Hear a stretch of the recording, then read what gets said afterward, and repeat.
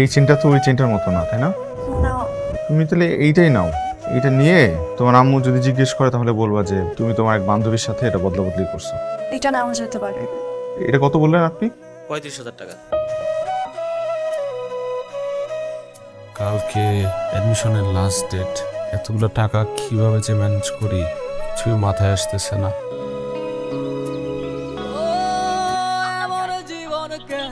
শরীরে ভালো লাগতেছে না, বেশি খারাপ লাগতেছে। ওষুধ খাও নাই? ওষুধ তো শেষ। ওষুধ শেষ? ওষুধ তো আমার আনার কথা ছিল, আমি তো ভুলে গেছি। আম্মা আম্মা আমি ওষুধ নিয়ে আসতেছি, আমার প্রেসক্রিপশনটা দাও। এটা প্রেসক্রিপশন না? আম্মা আমি ওষুধ নিয়ে আসতেছি।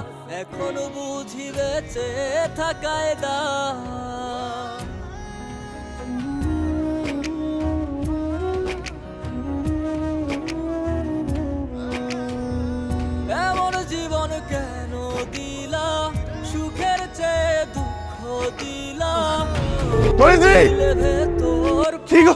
কি করতেছো তুমি? তুমি মেরাও, তুমি বাইরে আসো না। ধরেছি প্লিজ। তুমি কি করতেছো? কি সমস্যা কি আপনার? সিন ক্রিয়েট করছেন কেন? করতেছি মানে তুমি ওর সাথে কি করতেছো? ওর সাথে আমার কাজ আছে, তুই চলে যা লেখা থেকে। কয়েকদিন আগে তো তোমার বাসায় গিয়েছিল, তখন তো সেটা তো খারাপ ছিল না। আমার বাসায় গেছিল বিকজ ও আমার গার্লফ্রেন্ড। না, ও আমার গার্লফ্রেন্ড, ও আমার বাসায় আসতেই পারে। কেটে পড়ো, তাহলে তোমারই প্রবলেম হবে। তুমি ওর গার্লফ্রেন্ড? ওইগুলো উল্টাপাল্টা কি বলতেছে? তুমি চলো আমার সাথে, চলো। আপনার সাথে আমার রিলেশন কন্টিনিউ করা সম্ভব না। তুমি এগুলো কি বলতেছো? দেখেন, আমার ফ্যামিলির অবস্থা ভালো না। আমি আমার বাবার ডিসিশন অমান্য করে কিছু করতে পারবো না। কিসের ডিসিশন? কি ডিসিশন? আমার বাবা আপনার কথা জেনে গেছে। আপনাকে আমার ফ্যামিলি কখনো মেনে নেবে না। ধরেছি আদরকে আমার বাবার পছন্দ। ওকে পছন্দ বিকজ একটা বড় লোকের ছেলে, তাই তো? আমি now you crossing your limit. Listen, আমার লেখাপড়া, আমার হাত খরচ, আমার ফ্যামিলির খরচ সবকিছু মিলে আমি অনেক প্রেশারে আছি। এখন আমি আদরকে ভালোবাসি, আমাদের বিয়ের কথা চলছে। আপনি চলে যান। ধরেছি প্লিজ, ধরেছি।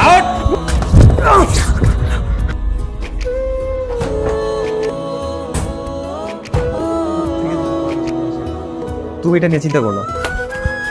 ধরেছি আদর ভাই, আমি আপনার হাত জোর করি আদর ভাই, ওরে ছেড়ে দেন।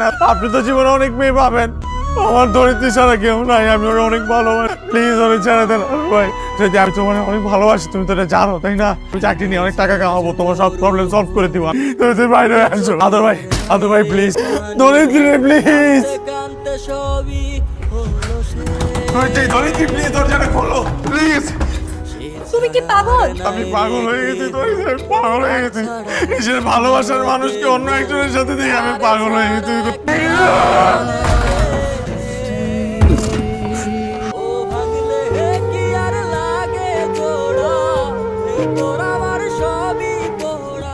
এখন সব বাদ দে। কিসের বাদ দিবি? তুই একটা বেয়াদব ছোট কুলাঙ্গার।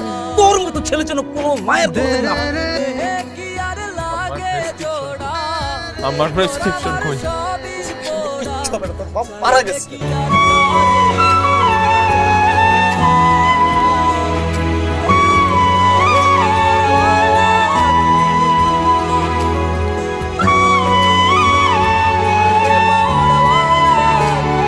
এক্সকিউজ মি,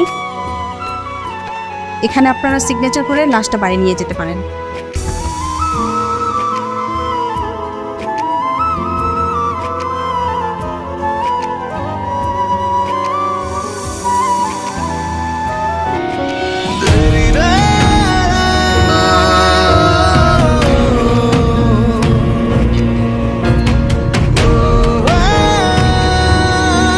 দোস্ত, নিজের সামলা।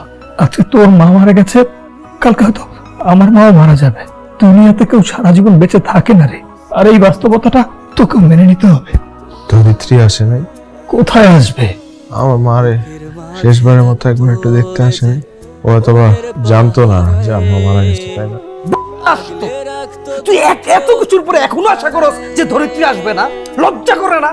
তোরা ওকে বলিস না, তাই না? তুই গিয়ে ধরিত্রীকে নিজে খবর দিবি। চল ওঠ। কি করতেছিস? যাও নাই কিন্তু। আমার মায়ের মৃত্যুর সংবাদ শোনার পর একটাবার যাইতে ইচ্ছা করে নাই। দোষ আমার আমার এই বন্ধুগুলা আমার থার্ড ক্লাস ছেলে মনে করে, কারণ আমি তোমারে ভালোবাসছি। আর আমি একটা মাত্র বোকা যে আমি বুঝলাম না, বুঝতে অনেক দেরি হয়ে গেছে। পৃথিবীর যে কেউ আমার প্রেম কাহিনী শুনলে তোমাকে না আমারে গালি দিবে। আমাদের প্রেম কাহিনী পৃথিবীর নিকৃষ্টতম প্রেম কাহিনী। তুমি বারবার আমার অবহেলা করার পর আমি আশা নিয়ে বসেছিলাম। আমি তোমার প্রেমে এতটাই দিশেহারা ছিলাম যে আমার মাটারে পর্যন্ত আমি হাসপাতালে নিতে পারি নাই, কারণ আমি তোমাকে ইমপ্রেস করার জন্য তোমার পিছনে ব্যস্ত ছিলাম। আমার মারে 4000 টাকার জন্য আমি মেডিকেল রিপোর্ট আনতে পারি না, কেন 4000 টাকা দিয়ে আমি তোমার নিয়ে সারাদিন গাড়িতে ঘুরছি। আমার মা কাল রাতে আমারে হাতে প্রেসক্রিপশন ধরাই দিয়ে বলছে ওষুধগুলো নিয়ে আয়, কিন্তু ওই ওষুধ না নিয়ে এসে আমি এই লোকটার গাড়ির পিছনে ছুটছি, কারণ এই গাড়িতে আমি তোমারে দেখছি। আমার মায়ের কষ্টের সব টাকা আমি তোমার পিছনে উজাড় করে দিছি, তুমি আমার সাথে এরকম করতে পারলা? আমি এটা কি করলাম? আমার মা না পাইলো চিকিৎসা, না পাইলো তার সন্তানটারে শেষ নিঃশ্বাসটা ত্যাগ করছে একা একা। আমি এটা কি করলাম? আমি তোমার মতো একটা মেয়েরে ভালোবাসছি, তোমার একটা অন্যায় করে ফেলছি।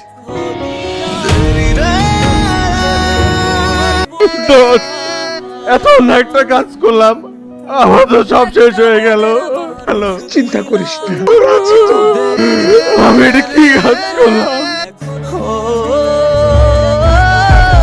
তুই একটা বেয়াদব চরিত্র কুলাঙ্গার, তোর মতো ছেলে যেন কোনো মায়ের কোনোদিন না হয়।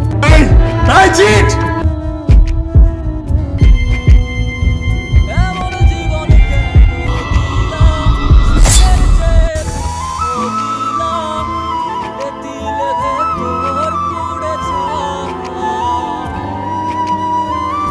একটা মনের মতো। কি অবস্থা? খুব একটা ভালো না, আর একটু আগে নিয়ে আসতে পারলে ভালো হতো। হাতের রক কেটে যাওয়াতে ওনার প্রচুর রক্তক্ষরণ হয়েছে, প্রেশার পালস অনেক নেমে গিয়েছে। দোয়া করে না। জি প্লিজ, আমি শিওর ও মারা যাবে। আরে তুই এত টেনশন করিস না তো, আল্লাহর উপর ভরসা রাখ, দেখবি সব ঠিক হয়ে গেছে। রোগীর কন্ডিশন খুব একটা ভালো না, আমরা চেষ্টা করছি। উনি আপনার সাথে একটু কথা বলবেন। আবির কিছু বলবি? আমার মৃত্যুর সংবাদ ধরিত্রীকে জানানোর দরকার নেই। এই সংবাদ শোনার পর ওর বয়ফ্রেন্ডের বুকে মাথা রেখে কান্না করবে, এটা সহ্য হবে না। আমরা প্রেম করে আত্মহত্যা করি, যার কারণে আমরা মারা যাওয়ার পর সেই মানুষটা ভিক্ষা পাবে, কিন্তু বেঁচে থাকা অবস্থায় আমাকে গনে নেয়। মারা যাওয়ার পর আমাকে আরো করবে না, ওটারও খুশি হবে। আত্মহত্যা করার পর আমরা তো বিনা হিসাবে জাহান্নামে যাব, আর ওরা হানিমুনে যাবে। প্রতিদিন কতবার আত্মহত্যা করে যাচ্ছিস, সব ভুল করতেছে, আমি ভুল করছি, বড় হইতেছে। ইস, বয়সে থাকতে পারতো, তাহলে অনেক সাকসেসফুল, ওর বয়ফ্রেন্ডের থেকে বেশি উন্নতি করতাম জীবনে, আর ও সারা জীবন আমার দেখে আফসোস করতো। তুই সুস্থ হবি, তুই সাকসেস। আমার জীবনটা শেষ করে দিলাম। পানি কানতে কানতে সবই হলো শেষ। আবির, আবির, এই, আবির। প্রাণ ছাড়া শূন্য দেহ, তারে ছাড়া দিলাম মনের দেহ। ও ভাঙলে কি আর লাগে জোড়া, আবির আত্মহত্যা করছে, ধরিত্রী আবির মারা গেছে।